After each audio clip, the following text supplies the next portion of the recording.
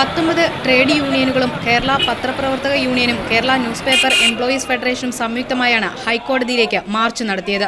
Menaka junction അടുത്തുനിന്ന് തുടങ്ങിയ March IG ഓഫീസിന് മുന്നിൽ പോലീസ് തടഞ്ഞു. CITU ദേശീയ സെക്രട്ടറി ചന്ദ്രൻപിള്ള മാർച്ച് ഉദ്ഘാടനം ചെയ്തു. കഴിഞ്ഞ 4.5 മാസക്കാലമായി കേരളത്തിലെ ഹൈക്കോടതിയിലും വിവിധ ജില്ലാ കോടതികളിലും നിലനിൽക്കുന്ന വളരെ നിർഭാഗ്യകരമായ ഒരു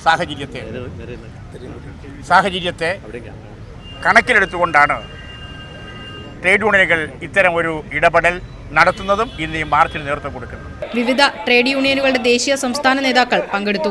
ജനാധിപത്യ പുനഃസ്ഥാപനത്തിന് വേണ്ടിയിട്ടുള്ള പത്രപ്രവർത്തകർ നടത്തുന്ന എല്ലാ ധാർമ്മിക മൂല്യങ്ങളോടും ന്യായമായ അവകാശങ്ങളോടും ഐക്യദാർഢ്യം പ്രഖ്യാപിക്കുക എന്നതാണ് ഇന്നത്തെ സമരത്തിലൂടെ കേരളത്തിലെ സംഘടിത തൊഴിലാളി പ്രസ്ഥാനം നടത്താൻ ഉദ്ദേശിച്ചതും. കഴിഞ്ഞ 5 മാസത്തിലേറെയായി കോടതികളിൽ നിന്ന് വാർത്തകൾ ശേഖരിക്കാനും റിപ്പോർട്ട് ചെയ്യാനും കഴിയാത്ത സാഹചര്യത്തിലാണ് പ്രതിഷേധം നടത്തിയത്.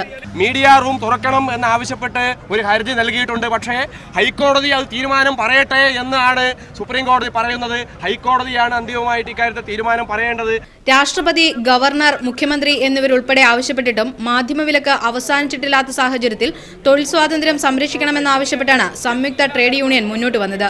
Athira Augustine, media 1, Kochi.